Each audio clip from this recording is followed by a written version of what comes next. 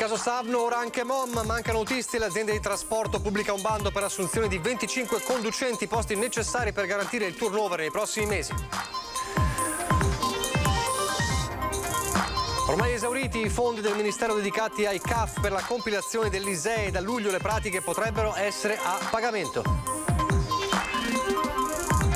Il Partito Democratico Veneto presenta la sua proposta di legge quadro per superare lo stallo dell'autonomia. La reazione del governatore Zaia: bella notizia se il PD c'è. 2 laboratori tessili abusivi nel menino della Guardia di Finanza tra Quinto e Zero Branco. Nel primo caso è scattata la denuncia anche per combustione illecita di resti di lavorazione. 30 anni fa la strage di Capaci, il sindaco di Treviso raccoglie l'invito dell'Associazione Nazionale dei Comuni, un minuto di silenzio con le autorità per ricordare il sacrificio delle vittime del 23 maggio. Chiesa di San Nicolò Gremita per i funerali di Giorgio Banderali, storico capo di gabinetto dei sindaci del capoluogo, l'omaggio commosso di Giancarlo Gentilini. Meno 3 giorni alla tappa del Giro d'Italia con arrivo a Treviso, l'associazione commercianti stoppa le polemiche di questi giorni sui disagi, vetrine importanti dicono per la città. Calcio e volley, domenica a Due Facce, la festa dei tifosi rossoneri in tutta la Marca per lo scudetto del Milan, l'illusione dei tifosi dell'Imoco che hanno visto sfumare la Champions, ma stasera in Piazza Cima pronti a festeggiare le Pantere per la grande stagione. Telespettatori di Antena 3, buonasera e ben ritrovati. Il telegiornale di Treviso, subito vediamo il sondaggio lanciato già nella nostra prima edizione che è continuato anche nei nostri telegiornali che riguarda il reddito di cittadinanza. Lo vediamo insieme, cancellare il reddito di cittadinanza, se per voi sì bisogna cancellare questa misura 0422 162 6691, se per voi invece no 0422 162 6690, chiamata come sempre gratuita e non preoccupatevi se sentite il numero occupato perché il sistema registra la vostra scelta nel momento stesso in cui scegliete una delle 2 opzioni. L'esito, come sempre, a ring. È un tema di dibattito forte di queste settimane, è un tema che resta in primo piano, anche perché oggi c'è un altro caso, dopo quello di Savno, che va alla ricerca di autisti. Anche MOM cerca autisti, ne cerca 25, pubblica un bando perché appunto mancano autisti di bus. Al momento noi abbiamo appena usufruito un bando precedente, abbiamo assunto più di 22 persone. Adesso stanno andando in pensione altri e quindi abbiamo necessità di un certo numero. Potrebbero essere una quindicina di altri autisti che vanno a rimpiazzare le persone che vanno in pensione. Autista cercasi. Dopo il caso di Savno, ora è l'azienda di trasporto pubblico MOM a cercare personale. Passata la grande emergenza dell'inverno scorso, conseguente all'entrata in vigore del Green Pass, gli autisti sono ora tutti nuovamente in servizio, ma non basta in base al piano di turnover pianificato dall'azienda. Ecco dunque il nuovo bando che prevede anche un bonus per il conseguimento della patente E. Noi cerchiamo autisti con patente DE, con K ovviamente. DE vuol dire per mezzi articolati, quindi di tutte le dimensioni, e questi verranno assunti a tempo indeterminato. Abbiamo però anche previsto la possibilità di presentare domanda anche chi ha la patente D, cioè mezzi fino a 12 metri, e con l'intento però, mentre questi hanno a tempo determinato e nei 12 mesi devono ovviamente fare la patente E, e noi contribuiamo con un aiuto di 250 euro. Sono circa 25 le posizioni vacanti, di cui 15 nei servizi di trasporto pubblico locale e 10 per i servizi scuolabus. È richiesta età non superiore ai 50 anni e diploma di licenza media.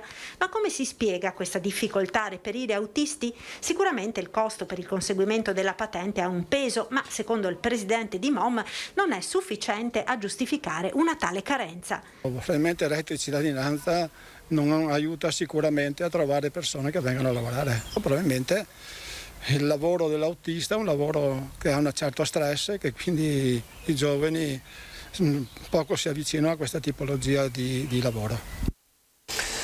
E manca anche la manodopera nelle imprese, nel manufatturiero. Unioncamere chiede che vengano riaperti i flussi migratori.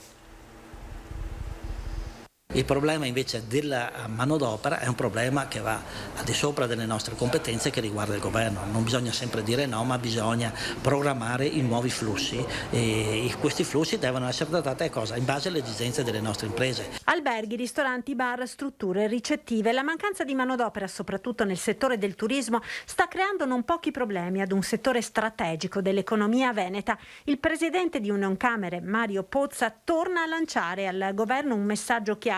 Bisogna riaprire i flussi migratori sulla base delle necessità delle imprese, altrimenti la situazione è destinata a precipitare. Se non lo si affronta in tempi brevi, la crisi sarà ancora maggiore rispetto a questa. La questione è emersa a margine della presentazione del network europeo dei siti UNESCO, che si terrà a Cison di Valmarino dal 28 al 31 maggio, un vertice dal quale uscirà una carta del turismo sostenibile allo scopo di individuare le strategie per il futuro nel settore turistico, le linee guida per la capacità di un'area di essere impresa e di esserlo in un territorio che ha il valore aggiunto di un sito UNESCO. Sarà un documento che ci accompagnerà nel prossimo futuro. Questo è l'inizio, perché partiamo da Cison di Valmarino, ma lavoriamo anche in prospettiva dell'altro importante evento che saranno le Olimpiadi di Cortina. E poi c'è un allarme lanciato dai CAF perché sono ormai esauriti i fondi dedicati proprio dal governo attraverso l'INPS ai CAF per compilare l'ISEE. La conseguenza potrebbe essere dover pagare le pratiche da luglio. La consulta nazionale dei CAF ha stimato che la cifra potrebbe girarsi dai 20-25 euro. Questo è il costo che potrebbe essere a carico dei cittadini. È quello che da luglio i cittadini potrebbero dover pagare ai CAF al momento della compilazione dell'ISEE, strumento necessario per ottenere diversi bonus come il reddito di cittadinanza o l'assegno unico per i figli. Fino ad oggi, infatti, la pratica era gratuita. Oggi la gratuità per i cittadini è data dal fatto che esiste una convenzione a livello nazionale che sostanzialmente retribuisce i CAF per l'attività della compilazione degli ISEE. I CAF vengono pagati dall'INPS secondo 3 fasce in base al nucleo familiare di chi presenta domanda, con una media di 16 euro a pratica, attraverso un fondo messo a disposizione dal Ministero, fondo però destinato a breve ad esaurirsi. Oggi il Ministero ha previsto e si è basato sul numero di ISEE che sono stati compilati nel corso dell'anno 2021, però non ha tenuto conto evidentemente di un aumento crescente di ISEE che abbiamo già registrato a partire dai primi di gennaio 2022. Solo in provincia di Treviso, nelle 17 sedi del CAF CGIL ad oggi sono stati compilati 26.000 ISEE a fronte dei 30.000 dell'intero 2021. L'auspicio è che il Ministero rifinanzi il fondo, perché il rischio, spiega Monica Giomo, è che si crei una disparità tra chi ha fatto l'ISEE entro il 30 giugno gratuitamente e chi da luglio si troverà probabilmente costretto a pagarlo. C'è poi da ricordare che per quanto riguarda l'assegno unico per i figli, chi è riuscito a presentare la domanda entro giugno potrà ricevere gli arretrati da marzo, che andranno invece persi per chi lo farà successivamente. Potremmo anche trovarci cittadini che prima hanno la gratuità e si prendono gli arretrati. Chi arriva dopo deve pagare l'ISEE e in più anche perde gli arretrati per l'assegno unico. Il percorso verso l'autonomia, oggi un altro passo in avanti del Partito Democratico con la propria proposta di una legge quadro.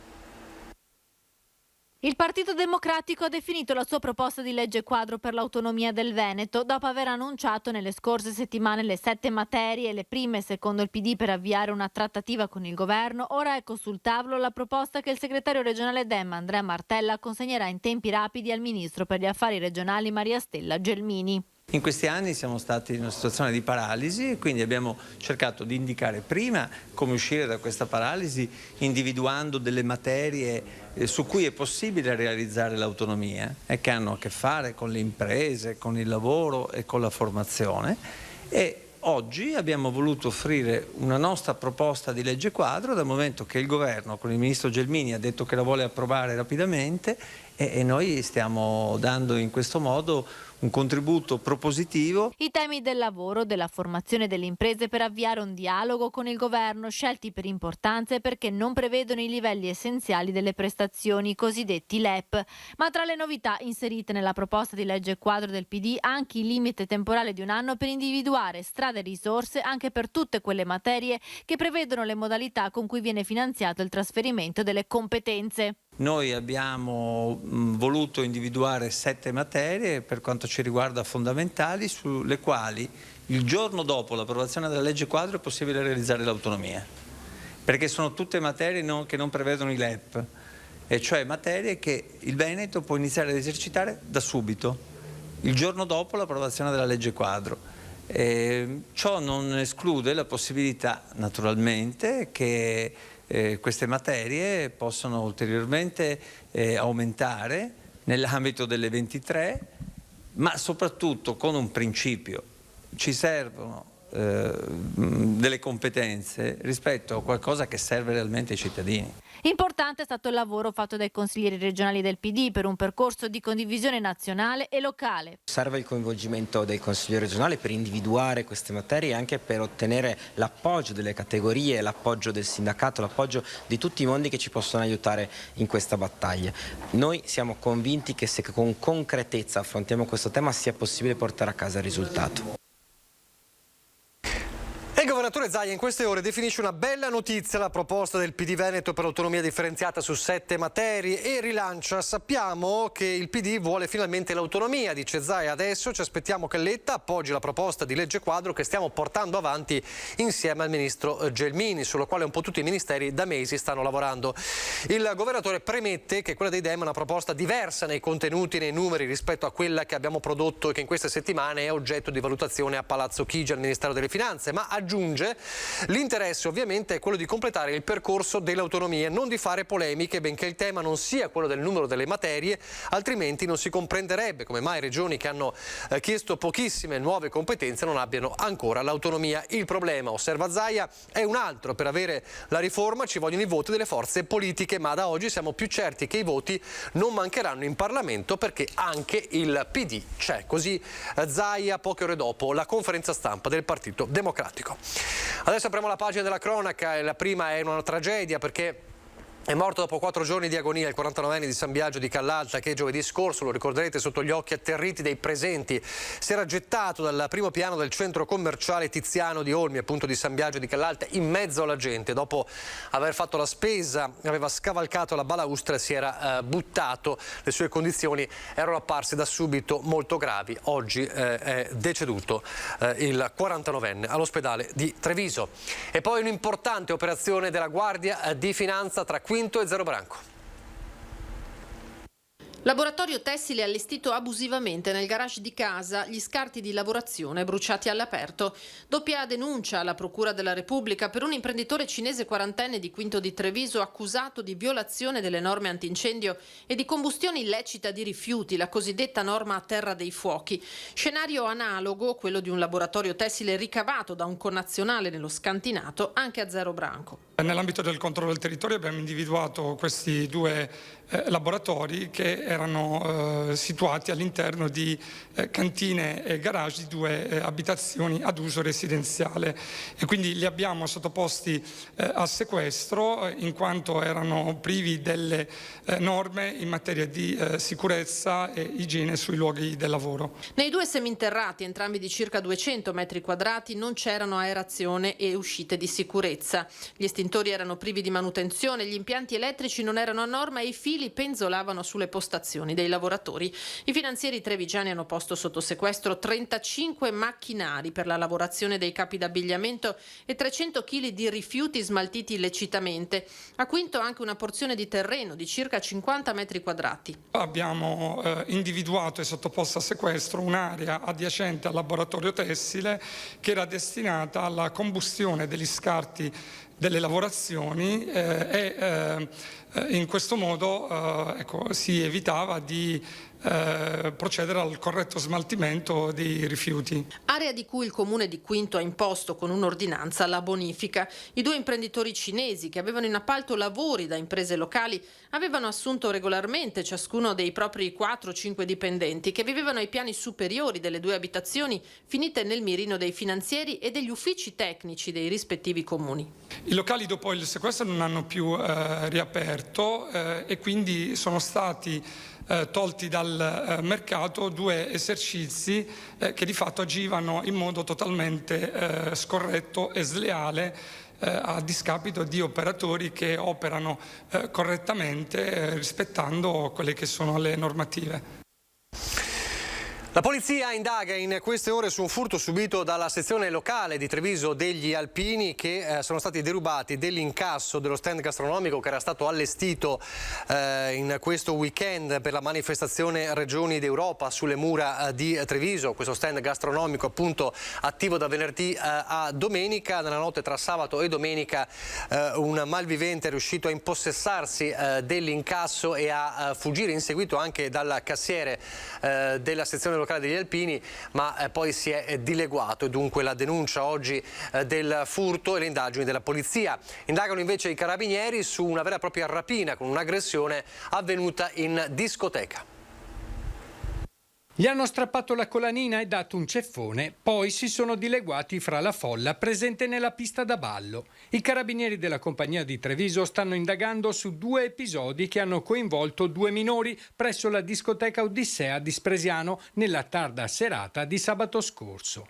Gli episodi sono accaduti durante una festa studentesca nel giardino estivo del locale, a loro esclusivamente dedicato, mentre nelle sale interne i clienti divisi dall'esterno trascorrevano la serata per seguire un altro spettacolo senza essere coinvolti in fatti analoghi. Nel pieno della festa studentesca, verso l'1 della notte, un giovanissimo che si trovava in pista a ballare sarebbe stato affrontato da alcuni giovani che gli avrebbero sottratto la colanina in oro che portava al collo e dopo averlo colpito con uno schiaffo gli avrebbero sottratto anche il telefono cellulare che teneva in tasca. Nonostante il tempestivo intervento della security, che dispone di 30 addetti alla sicurezza, le ricerche degli autori della rapina sono rimaste senza esito. Prima o poi qualche responsabile di queste azioni verrà preso, consegnato alle forze dell'ordine, come è giusto che sia.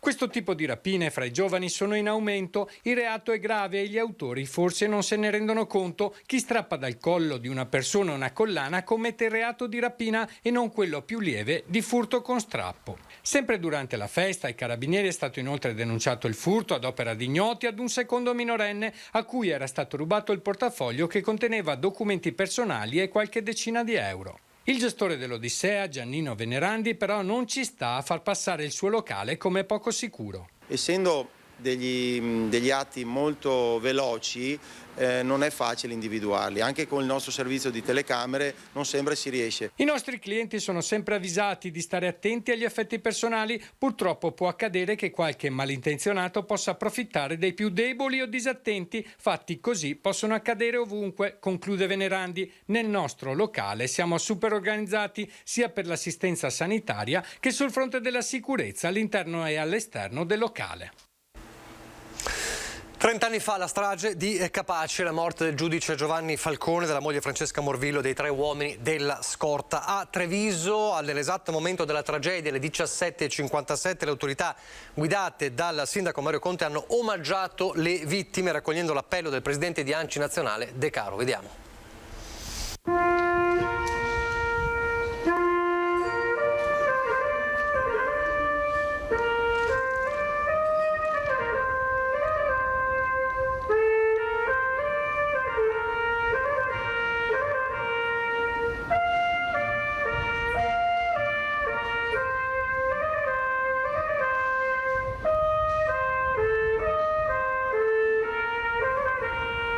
Di silenzio che vuole essere però un minuto di sensibilizzazione per un tema davvero importantissimo in un periodo particolarmente delicato per la nostra comunità, per il nostro paese, con delle sfide importanti che devono essere affrontate sulla base della legalità e dell'onestà, e quindi assume davvero un sapore particolarmente importante. Ringrazio il presidente De Caro, ringrazio tutti i sindaci che aderiranno a questo piccolo momento di ricordo e di memoria, che però vuole essere un grande momento di sensibilizzazione.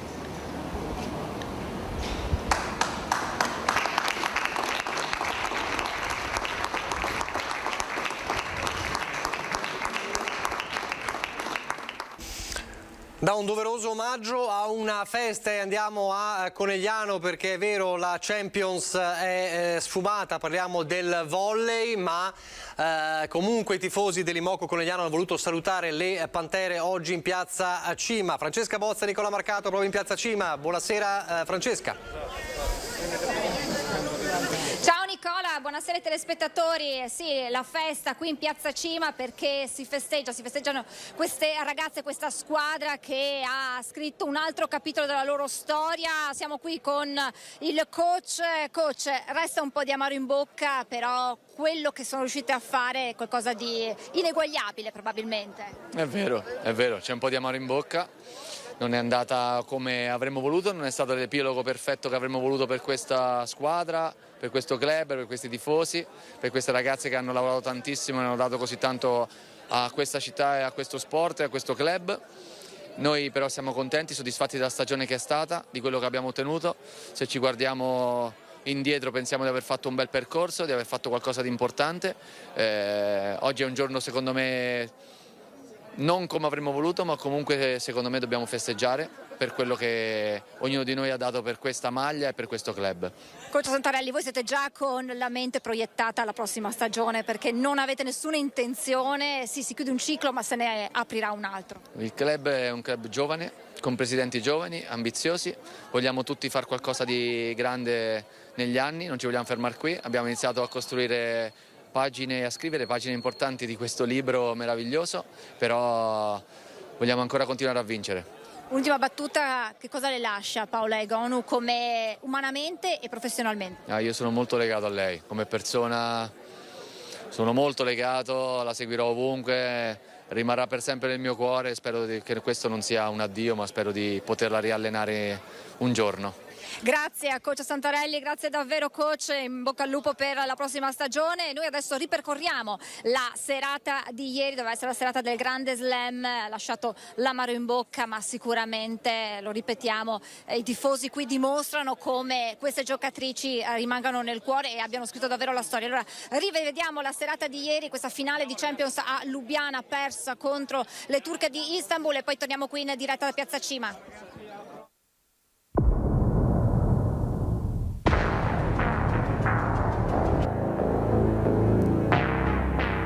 Un'ultima palla, un ultimo punto che per Vakif significa la conquista della Champions League, per l'Imoco la fine di un ciclo che ha portato le Pantere di Conegliano sul tetto d'Italia ed Europa, conquistando 16 trofei in 10 anni, con la vittoria quest'anno del quinto scudetto, il quarto consecutivo. Una cavalcata che i tifosi giallo-blu speravano di chiudere con il successo europeo, ma Egonu e compagni si sono dovuti arrendere di fronte alla concretezza delle turche. Una gara combattuta, un inizio in salita per le ragazze di coach Santarelli sotto nei primi 2 set, ma le neocampionesse d'Italia non demordono e conquistano un terzo set che fa sperare che il sogno del grande slam sia ancora realizzabile. Ma alla fine le speranze di conquistare il quarto trofeo della stagione dopo campionato, Coppa Italia e Supercoppa si infrange contro la grinta di Vakif, che si dimostra essere la bestia nera dell'Imoco. Della serata di Lubiana resterà la grande prova della pantera delle pantere, Paola Egonu, che dà l'addio a Conegliano, pronta a indossare nella prossima stagione proprio la maglia di Istanbul. Nonostante la delusione, i tifosi trevigiani salutano le giocatrici e mister Santarelli con un ultimo applauso a chiudere una stagione comunque indimenticabile e pronti ad iniziare un nuovo capitolo della storia dell'Imoco.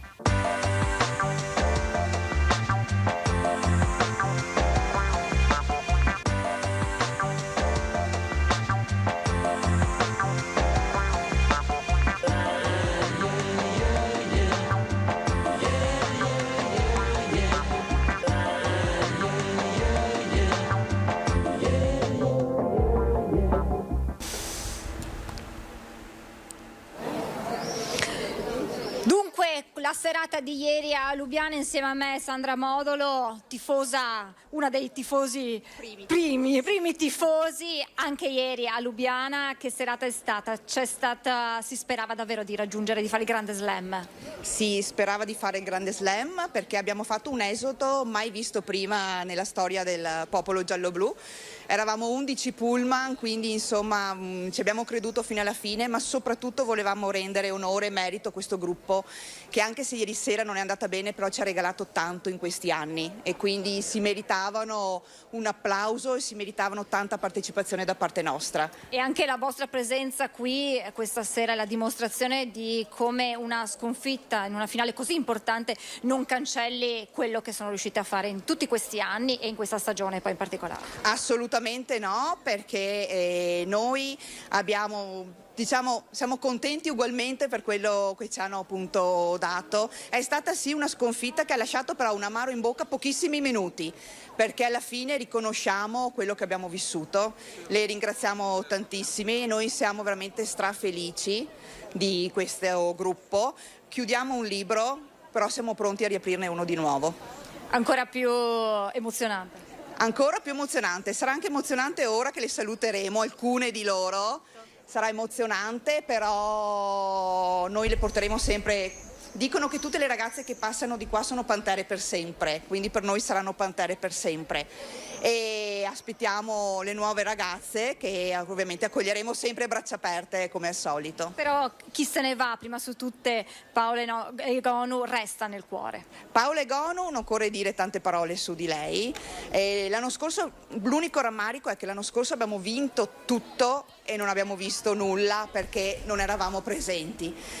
Oggi invece quest'anno ce la siamo proprio goduta, Paola. Noi gli facciamo l'in bocca al lupo perché lei ci ha dato tanto. Spero che per lei sia un'esperienza che sicuramente la farà crescere, ne siamo straconvinti. E chissà, magari un domani ritorna a venire nella città del cima, come si dice. Si rincrociano le strade di Paola Egonu e dell'Imoco. Grazie a Sandra Modolo, grazie ai tifosi. La linea può tornare allo studio, Nicola. Grazie Francesca. Andiamo velocemente in pubblicità. Brava, ciao, grazie. Rieccoci in diretta, torniamo a Treviso e parliamo dell'addio a Giorgio Banderali, una chiesa di San Nicolò gremita per l'ultimo saluto all'ex storico capo di gabinetto di Cassugana. Non potevo mancare a rendere testimonianza di Giorgio, grande cittadino trevigiano e grande amico di tutti. Giancarlo Gentilini sale sul pulpito da amico, prima ancora che da amministratore, per salutare per l'ultima volta il suo ex capo di gabinetto, Giorgio Banderali, morto per un malore improvviso ad appena 72 anni. Interpreta il sentimento palpabile di gratitudine della città, che porta qui nel Tempio di San Nicolò, insieme alla moglie Silvia e le figlie Giorgia e Sara, 3 sindaci, Gentilini, Mario Conte e Giovanni Manildo, e poi assessori, consiglieri e tanti colleghi di Cassugana. Don Giannino De Simone spalanca la porta sul ruolo pubblico di Banderali. Servizio che il signor Giorgio ha svolto con vera determinazione, vera efficacia ed una presenza competente e anche discreta. Tanto impegno, tanto lavoro, tanto servizi accanto ai sindaci per questa città che amava da quando aveva studiato al liceo Canova. Lo chiamavo magari alle 2 o 3 di notte perché c'era qualche problema, ma mi rispondeva sempre e dimostrava il suo amore verso la città e verso i cittadini. Gli alpini, corpo a cui apparteneva, i volontari di protezione civile e poi l'altro mondo a cui era fortemente legato, quello della musica. Io credo che Giorgio abbia lasciato il segno del suo passaggio terreno, perché nella vita è importante lasciare la traccia, perché il suo ricordo lo farà rivivere in mezzo a noi. Meno 3 giorni ormai alla 18ª tappa del Giro d'Italia che vedrà il suo arrivo a Treviso. È tutto pronto, Ascom stoppa anche le polemiche di questi giorni. Ma i disagi ci sono, ma ci sono dappertutto, l'importante è che ci siano per un motivo. In questo caso è un motivo di grande festa, grandissima visibilità, anche se mi permettete un grande indotto economico oltre che turistico. L'arrivo del Giro d'Italia a Treviso giovedì, opportunità per tutti, al di là dei disagi alla viabilità e del malcontento per la chiusura delle scuole all'interno del territorio comunale. Ne è convinto il presidente dell'Ascom, Federico Capraro, lo conferma il sindaco Mario Conte, che alla presentazione della tappa a Cassugana replica le critiche avanzate dal Partito Democratico. Capendo perfettamente tutti i disagi legati all'organizzazione dei nuclei familiari, faccio anche un appello di avere un po' di pazienza. E poi se c'è anche qualche schieramento politico che cerca di cavalcare la polemica senza sapere che per esempio in altre città dove loro amministrano i disagi sono i medesimi, quelle polemiche io le lascio al PD, perché mi piace di più la politica, quella responsabile e costruttiva, ma il PD oggi è preso così e quindi deve far polemica anche con l'arrivo del Giro d'Italia. Il disagio c'è, qualsiasi manifestazione, come diceva il sindaco, può creare di disagi. Ci dispiace molto, ma speriamo meno potrebbe essere un messaggio per i giovani ciclisti, per i giovani bambini, magari approcciare anche questo meraviglioso sport che è il nostro ciclismo. I benefici a livello di indotto si vedranno non solo quel giorno, ma soprattutto in futuro, secondo i commercianti. La grande visibilità porta all'attenzione di Treviso in tutto il panorama internazionale, quindi non guardiamo solo all'indotto del giorno stesso, ma guardiamo all'indotto dei giorni dopo. E allora che festa sia, con attività ed eventi collaterali dalle colline del Prosecco al capoluogo, attesa una tappa veloce con arrivo in volata. Treviso per me merita questo evento perché è un evento mondiale, il Giro d'Italia in Treviso, sulla patria del ciclismo, fa solo del bene. Dopo 2 anni di sacrifici portare il Giro d'Italia qui è meraviglioso. Anno particolare sicuramente per noi, che festeggeremo l'anniversario del 100° anno della nascita di mio papà Giovanni, Nanni Pinarello, famosa maglia nera. È l'anno di Treviso città europea dello sport, quindi non solo il ciclismo ma anche tutti gli altri sport. Riabbracciare il Giro è una gioia immensa. Adesso le notizie dal Bellunese.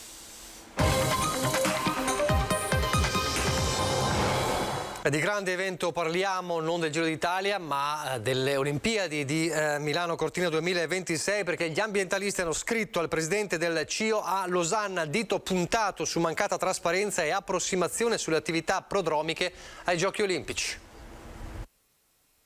Dire che gli ambientalisti di Italia Nostra, per Altre Strade Dolomiti, Gruppo Parco Cadore e Comitato Civico Cortina siano sul piede di guerra ormai è un eufemismo. Sulle attività legate alle Olimpiadi Invernali 2026 chiedono trasparenza e per farlo questa volta hanno inviato una lettera a Thomas Bach, presidente del CIO a Losanna. I nodi del contendere sono stati messi nero su bianco, dalla progettazione preliminare del rifacimento della pista da bob, già portata a termine ma ancora sconosciuta, alle valutazioni alternative già prospettate dal CIO stesso, dal villaggio olimpico previsto in una zona a rischio idraulico e del centro stampa, alla Medal Plaza fuori Cortina, in località priva di parcheggi e di ogni altro servizio, senza parlare dei ritardi, sui quali oggi però il presidente Zaia ha chiarito. Tutte le attività, le infrastrutture delle Olimpiadi sono assolutamente progettate, programmate e saranno realizzate, dopodiché c'è il contorno, ad esempio la viabilità, la variante di Longarone, piuttosto che la variante di Cortina e altre opere che sono state messe in cantiere, come sono state messe in lavorazione, alcune vedranno la luce prima, altre a seguire, ma comunque tutto si porterà a termine. Insomma, le Olimpiadi si faranno anche se il concentrato di opere non sarà disponibile entro i tempi previsti. Cortina e la Valle del Boite si presenteranno all'appuntamento come un grande cantiere aperto, scrivono gli ambientalisti, con le immaginabili conseguenze sulla viabilità, sui giochi e sull'immagine stessa dell'Italia e del CIO. Quel che è certo è che resta massima l'attenzione sull'aspetto della legalità. Stiamo assolutamente portando avanti la massima collaborazione con le autorità preposte a vigilare, non ultima, anzi per prima con la DDA, e ne ho parlato anche con il procuratore, il dottor Cherchi, perché comunque l'attenzione deve essere massima e soprattutto ci vuole la collaborazione dei cittadini. Difficile dire se questa lettera produrrà gli effetti sperati. Il clamore per i giochi non è solo quello auspicato di un grande rinascimento per la terra bellunese, ci sono anche le posizioni contrarie e gli ambientalisti non vogliono che cadano nel vuoto. Uno Zaia che avete visto in questo servizio, che oggi era a Belluno per sostenere i candidati di centrodestra sia a Belluno che a Feltre, ormai a 3 settimane dal voto del 12 giugno. Un campione plurimedagliato da un lato, una figlia d'arte dall'altro. Oscar De Pellegrini e Viviana Fusaro sono gli assi sui quali la squadra di centrodestra e un nutrito gruppo di civiche d'area hanno puntato rispettivamente per Belluno e Feltre. Uniti per vincere e governare bene, lo slogan scelto per le due candidature che oggi hanno avuto la benedizione del presidente della regione Luca Zaia. Si chiude un percorso amministrativo con la fine di questa legislatura, adesso i bellunesi saranno chiamati a conoscere i candidati e poi a decidere, decideranno in piena libertà. Noi abbiamo la nostra proposta. Un mastino che se non ci fosse bisognerebbe inventare, dice Zaia di Oscar De Pellegrin, che con Viviana Fusaro sono due candidati che godono di una congiuntura positiva. Dialogo fattivo, assenza di conflitti con la regione, in corsa in due comuni giunti a naturale scadenza amministrativa. Io mi impegno per il territorio tutto, che deve cambiare dal punto di vista soprattutto della partecipazione vera, ascolto con i cittadini. Con le grossissime risorse che abbiamo siamo certi di poter realizzare questi obiettivi. Io credo che veramente ci sia la possibilità di creare qualcosa di nuovo, di più all'insegna, a portata dei cittadini di questa città, ma soprattutto poi anche costruirlo insieme ai giovani e lasciare a loro una grande eredità. Il presidente Zaia si è soffermato sull'importanza del voto, ancorché sulle date oramai estive del 12 giugno e poi quella del 26 per l'eventuale ballottaggio incomba lo spauracchio della scarsa affluenza alle urne. Il mio appello è per tutte le forze politiche, dimostriamo serietà, ha detto Zaia. Bastano 5 minuti per votare e per dare un segnale. Si sono concluse le indagini preliminari a carico di un 48enne di Sedico che lo scorso 27 gennaio all'Andris stravolse e uccise Alberto De Villa Gobbo, 52enne residente a Roe Alte. L'uomo era uscito dal lavoro e stava rientrando a casa quando all'altezza dell'incrocio tra la 203 e via Seghe di Villa venne investito dall'auto. Secondo gli accertamenti svolti dai carabinieri e dal consulente tecnico nominato dalla PM Marta Tollardo, l'automobilista omise di dare la precedenza al ciclista che morì praticamente sul colpo. I familiari hanno seguito le indagini penali assistiti dall'avvocato di fiducia Zanon. Ora si attendono le decisioni della magistratura. L'ipotesi di reato è quello di omicidio stradale. E invece una buona notizia, una storia a lieto fine, quella di un salvataggio la scorsa notte nei pressi del ponte sul lago di Auronzo. Una trattativa estenuante tra il negoziatore dei carabinieri del nucleo investigativo di Belluno e una donna di 53 anni che sembra, a causa di problemi personali, aveva manifestato la decisione di compiere un gesto estremo scavalcando la barriera del ponte pedonale Santa Caterina. A lanciare l'allarme i familiari. I colloqui sono andati avanti dalle 23:30 di ieri sino a oltre l'una di notte, mentre in acqua si sono posizionati i gommoni dei vigili del fuoco. La donna a un tratto si è lanciata in acqua, ma è stata prontamente recuperata dai pompieri di Santo Stefano e di Pieve di Cadore, presenti sul posto con il nucleo sommozzatori. La 53enne è stata trasferita all'ospedale di Belluno, dove si trova ricoverata in osservazione. Vi ricordo in chiusura gli ospiti di Ring questa sera alle 21:15 con il vice direttore Ferdinando Avarino, Enoch Soranzo di Fratelli d'Italia, Roberto Ciambetti, presidente del Consiglio regionale, Lega, Arturo Lorenzoni, il portavoce dell'opposizione in Consiglio regionale, il collega e firma del Corriere del Veneto Marco Bonet e poi anche un intervento di Giuseppe Cavallini, direttore di Nigrizia. Vedremo anche l'esito del sondaggio che vedete ancora sul reddito di cittadinanza. È tutto, vi lascio al meteo, arrivederci.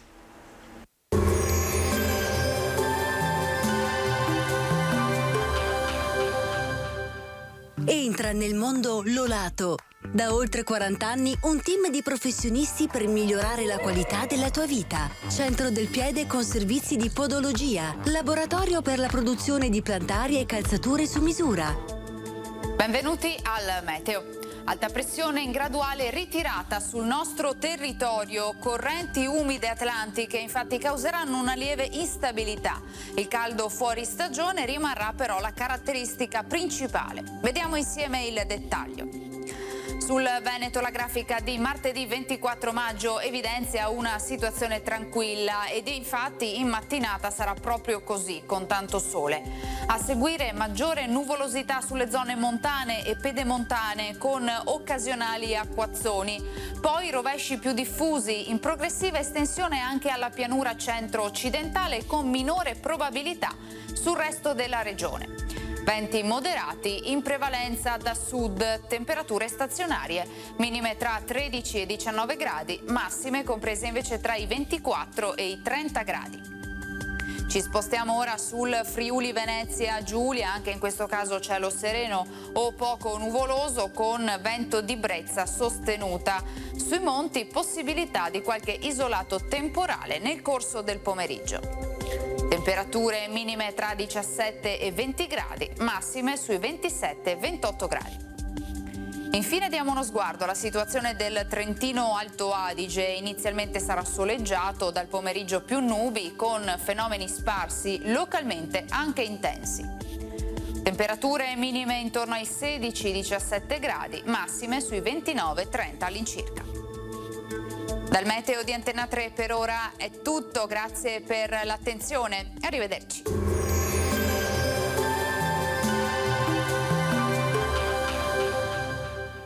Busti, tutori e protesi di arto personalizzati. Ortopedia e sanitaria Lolato. A Treviso e Montebelluna. Lolato, soluzioni per star bene.